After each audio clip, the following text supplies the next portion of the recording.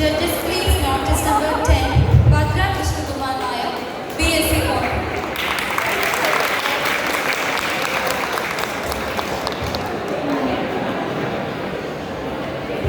Hello, I am Bhadra Krishnakumar Nayak, studying in BSc Botany. I am a finalist of CAM Excelsior 2025. എന്റെ hobbies എന്താണെന്ന് ചോദിച്ചാൽ മുഖ്യമായും ഒരു വായനയാണ്.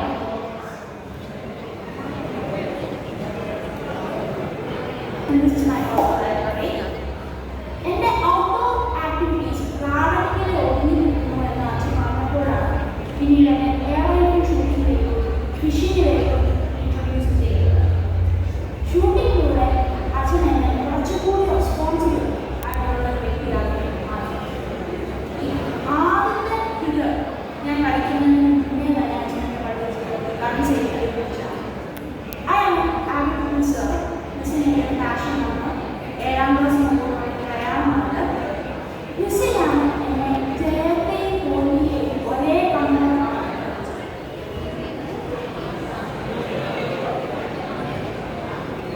Apart from missing, my other passion is poetry, and this is my loyal companion. Exam and academic stress ഒരു hectic dayക്ക് ശേഷം എൻ്റെ മനസ്സിലാക്കാം ഇവൻ്റെ പുസ്തകത്തിലാണ്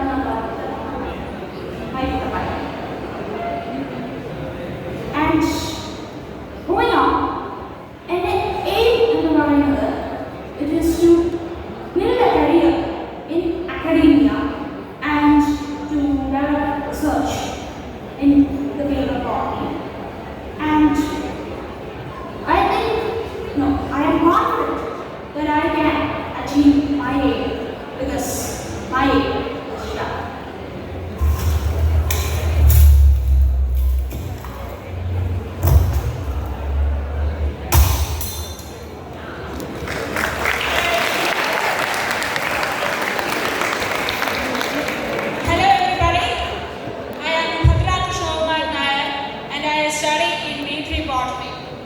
ഞാൻ അടൂരിനടുത്തുള്ള ഏഴംകുളത്ത് നിന്നാണ് വരുന്നത്. അപ്പോൾ ഒരു ഗ്രാമീണ പശ്ചാത്തലത്തിൽ നിന്ന് വരുന്നത് കൊണ്ടായിരിക്കാം എനിക്ക് കൊച്ചിലെ തൊട്ട് തന്നെ ഒരു പാഷനുണ്ട്, ചെടികൾ. അപ്പോൾ ഈ ചെടികളെ കുറിച്ചുള്ള ഒരു ഇഷ്ടമാണ് എന്നെ ബോട്ടണി പഠിത്തത്തിലേക്ക് കൊണ്ടെത്തിച്ചത്. അതുപോലെ വായനയോടുള്ള എൻ്റെ ഇഷ്ടമാണ് എന്നെ ക്വിസിംഗിലേക്ക് കൊണ്ടെത്തിച്ചത്. അപ്പോൾ ഈ ഒരു കോളേജ് ലൈഫിൽ വെച്ച് തന്നെ എനിക്ക് കുറച്ചധികം സ്റ്റേറ്റ് ലെവൽ കോമ്പറ്റീഷൻസിൽ മത്സരിക്കാൻ സാധിച്ചിട്ടുണ്ട്. അതിനകത്ത് ചിലതിൽ എനിക്ക് 1ാം സ്ഥാനം കരസ്ഥമാക്കുവാനും സാധിച്ചിട്ടുണ്ട്. അപ്പോൾ ഞാൻ കുറച്ച് നാളുകൾക്ക് മുന്നേ തമാശയ എന്ന് പറഞ്ഞൊരു സിനിമ കാണുകയുണ്ടായി. അപ്പോൾ ഈ ഒരു cinema it was an I opener for me. ഇതിനകത്തെ ഇതിവൃത്തം എന്ന് പറയുന്നത് ഒരു ആസ്ട്രോനോട്ട്, ഒരു ബോട്ടണിസ്റ്റ്, അദ്ദേഹം മാർസിലേക്ക് ഒരു മിഷനിൽ പോകുന്നു. ആ ഒരു മിഷനിൽ അദ്ദേഹം ഒറ്റപ്പെട്ടു പോകുന്നു. അപ്പോൾ അവിടെ അദ്ദേഹം തൻ്റെ നോളജ് ഉപയോഗിച്ചുകൊണ്ട് അവിടെ സർവൈവ് ചെയ്യുന്നു. അപ്പം ദിസ് ഗോട്ട് മീ തിങ്കിങ്. ഒരിക്കലും ഒരു സിഗ്നിഫിക്കൻസ് നഷ്ടപ്പെടാത്ത ഒരു ഫീൽഡാണ് ബോട്ടണി. അപ്പം പ്ലാൻസ് ഇല്ലാതെ നമ്മളില്ല, അങ്ങനെ ഒരു കോൺസെപ്റ്റ് എനിക്ക് ഈ ഒരു സിനിമയിൽ നിന്ന് ലഭിച്ചു. ആൻഡ് മൂവിങ് ഓൺ, ഞാൻ എപ്പോഴും ഓർക്കുന്നത് ഡോക്ടർ APJ അബ്ദുൽ കലാമിൻ്റെ ഒരു കോട്ടാണ്. In order to shine like the sun, you have to burn like the sun. ഞാനിപ്പോൾ ഹാർഡ് വർക്ക് ചെയ്യുന്നുണ്ട്.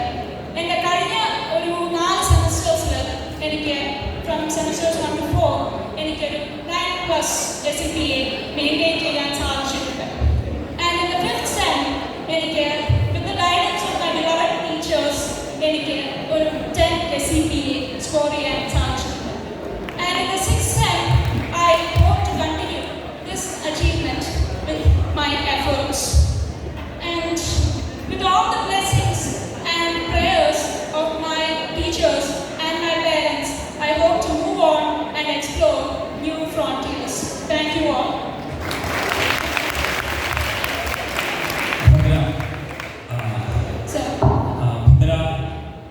ഭദ്ര ആലോചിച്ച് തീരുമാനങ്ങൾ എടുക്കുന്ന ഒരു വ്യക്തിയാണ്, അങ്ങനെയാണ് എനിക്ക് മനസ്സിലായത്.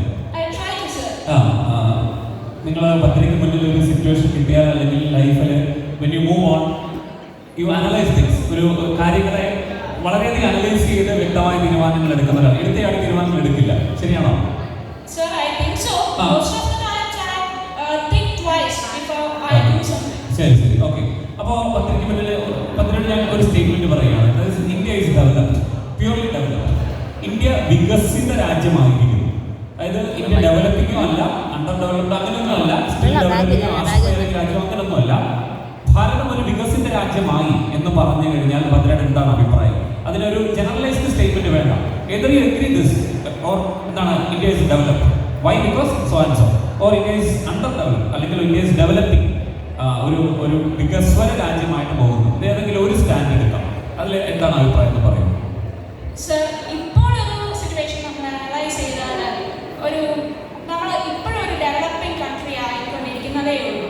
ഒരു ഡെവലപ്ഡ് നേഷൻ ആയി എന്ന് എനിക്ക് ഇതുവരെ പറയാൻ പറ്റുന്നില്ല. ഒരു 5 റീസൺസ് അല്ലെങ്കിൽ 4 റീസൺസ് പറയുമോ? വളരെ ചുരുക്കി. അപ്പം സ്പേസ് സയൻസിൽ നമ്മൾ കുറച്ചുകൂടെ മുമ്പോട്ട് പോകണമെന്ന് എനിക്ക് തോന്നുന്നു. അതുപോലെ തന്നെ അക്കാഡമിക് സെന്റേഴ്സ്, റിസർച്ച് സെന്റേഴ്സ് അതൊക്കെ കുറച്ചുകൂടെ ഇംപ്രൂവ് ചെയ്യണം.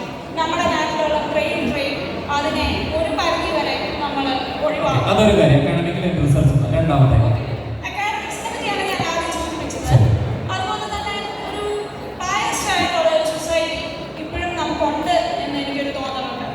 അപ്പം അതിൽ നിന്നും നമ്മൾ ഒരു മുക്തി നേടണമെന്ന് എനിക്ക് തോന്നുന്നു. ഓക്കെ, ഒരു 2 റിസർച്ച് വളരെ പെട്ടെന്ന് അറിയാമോ? ഇന്ത്യ എന്തെങ്കിലും ഒരു ഡെവലപ്ഡ് രാജ്യമാകുമോ? Sure. എന്നാകുമായിരിക്കും? 2050. 2050? 2050. 2050 ഇന്ത്യ ഒരു വികസിത രാജ്യമാകും. ഓക്കെ, 25 വർഷം. 25 വർഷത്തിനുള്ളിൽ ആളുകളുടെ ചിന്തയൊക്കെ മാറി പീപ്പിൾ വിൽ ബി ഓർഗനൈസ്ഡ്, ഒരു സിവിലൈസ്ഡ് ഫോമിലോട്ട് ആകുമെന്ന് വിശ്വസിക്കുന്നുണ്ടോ? അങ്ങനെ വിശ്വസിക്കാൻ എന്താണ് ഒരു ഹോപ്പ് തരുന്ന റീസൺ പറയുമോ? You believe that India will be a developed country till or by date of 2050. Why you are thinking like that? ഒറ്റ റീസൺ പറഞ്ഞിട്ടുണ്ടോ? സാർ, അപ്പം ഒരു വേദിക് സ്ട്രക്ചറിൽ നമ്മൾ എത്രത്തോളം മാറിയെന്ന് ഒന്ന് ചിന്തിക്കാമല്ലോ. അപ്പം ആ ഒരു വലിയ ലീപ്പ് നമ്മൾ എടുത്തിട്ടുണ്ട്. ഇനിയും നമുക്ക് കുറച്ചുകൂടെ നടക്കാനുള്ളൂ ആ ഒരു ഫൈനൽ സ്റ്റെപ്പിലേക്ക്. അപ്പം അതിന് 2050യോടുകൂടി നമുക്ക് കഴിയുമെന്ന് എൻ്റെ ഒരു ഒപ്പീനിയൻ ഞാൻ പറയാം. എക്സാമ്പിൾ പറയുമോ? അതിന് നിങ്ങളുടെ ആ ഒരു പ്രത്യാശ അല്ലെങ്കിൽ ആ ഒരു ഹോപ്പ് നിങ്ങൾക്ക് തരുന്ന ഒരു എക്സാമ്പിൾ, അല്ലെങ്കിൽ ഇത് കണ്ടോ ദിസ് ചേഞ്ച്ഡ് മൈ മൈൻഡ് എന്ന് പറയുന്ന ഒരു എക്സാമ്പിൾ പറയുമോ? അത് അങ്ങനെ ചോദിച്ചാൽ സ്പെസിഫിക് എക്സാമ്പിൾ പറയുവാണെങ്കിൽ നമുക്ക് ഒരുപാട് പറയേണ്ടി വരും. അപ്പോൾ നമ്മുടെ സ്റ്റേറ്റിൽ തന്നെ നോക്കാം. നമ്മുടെ ഒരു സ്റ്റേറ്റിൽ എപ്പോഴും ഒരു മതസൗഹാർദ്ദം അങ്ങനെ ഒരു കോൺസെപ്റ്റ് നിലനിൽക്കുന്നുണ്ട്. അതുപോലെ തന്നെ പല സ്റ്റേറ്റുകളിലും നമ്മുടെ ഒരു കേരള മോഡൽ ഫോളോ ചെയ്യുന്നുണ്ട് എന്ന് എനിക്കൊരു തോന്നലുണ്ട്. Okay, thank you. Thank you all.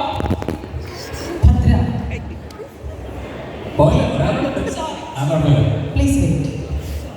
ഭദ്രയുടെ self introduction video കണ്ടപ്പോഴത്തേക്ക് ഒത്തിരി സന്തോഷം തോന്നി. കാരണം ഇന്ന് യുവത്വത്തിലില്ല എന്ന് നമ്മൾ വിചാരിക്കുന്ന പല കാര്യങ്ങളും അതിനകത്ത് കാണുന്നുണ്ട്.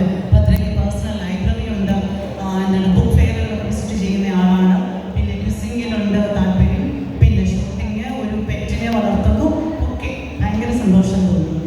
ഭദ്രയോടുള്ള എൻ്റെ ചോദ്യം, ഈ കഴിഞ്ഞ വർഷം നമ്മുടെ ഓക്സ്ഫോർഡ് ഡിക്ഷണറിക്കാർ തിരഞ്ഞെടുത്ത ഒരു വാക്ക് ബ്രെയിൻ റോട്ട് എന്നാണ്.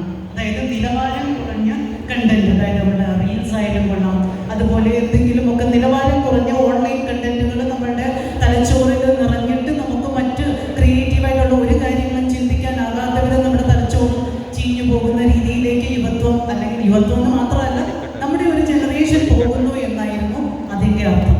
ഈ ബ്രെയിൻ റോട്ട് എന്ന വാക്കിൻ്റെ അർത്ഥം കഴിഞ്ഞ വർഷം ഏറെ, അതായത് 2024 ഏറെ ചർച്ച ചെയ്യപ്പെട്ട ഒരു വാക്കുമാണ്.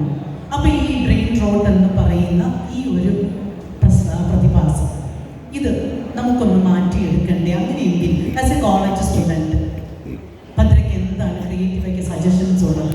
ക്രിയേറ്റീവ് സജഷൻസ് ഉള്ളത് ആദ്യമായിട്ട് വ്യക്തിപരമായിട്ട് തന്നെ ചേഞ്ചസ് വരുത്തണം.